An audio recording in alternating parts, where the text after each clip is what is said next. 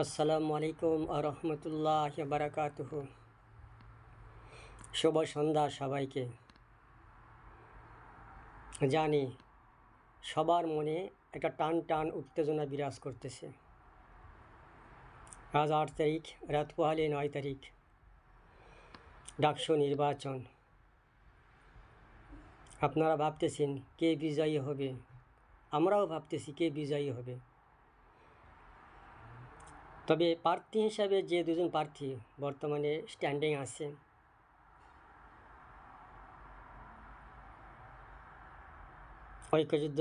ঐক্যবদ্ধ শিক্ষার্থী জোটের সাদিক কায়েম এবং জাতীয়তাবাদী দলের আবিদুর রহমান খান নাকি।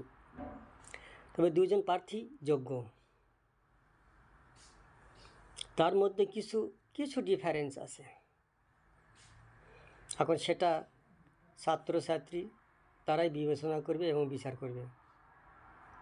তবে আমি এইটুকুই বলবো, স্বর্ণের মধ্যে যেমন 22 ক্যারেটের স্বর্ণ পিওর, ঠিক দুইজন ভিপি প্রার্থীর মধ্যে সাদিক কায়েম পারফেক্ট। কারণ এরা যদি ঐক্যবদ্ধ শিক্ষার্থী জোট থেকে ভিপি হয়, তাহলে সাধারণ ছাত্রছাত্রীদের অনেক উপকার হবে এবং তাদের পরিবারবর্গজনও একবারে নিশ্চিন্তে ঝামেলামুক্ত থাকবে। এখন এটা আমি আপনি বললে হবে না, কারণ যারা ঢাকা বিশ্ববিদ্যালয়ে লেখাপড়া করতেছে তারা অনেক জ্ঞানী, তাদের জ্ঞান দিয়ে তারা বিচার করবে কার কাছে তারা নিরাপদ থাকবে।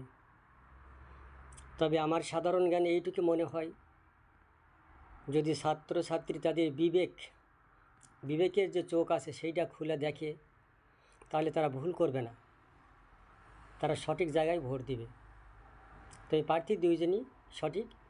তার মধ্যে বললাম 22 ক্যারেটের স্বর্ণ যেমন পিওর, সাদিক কায়েম সেরকম পিওর। কারণ এদের কাছে কোনো নয়ছয় হবে না, কারো ইজ্জতেরও হানি হবে না, অর্থের অপচয় হবে না,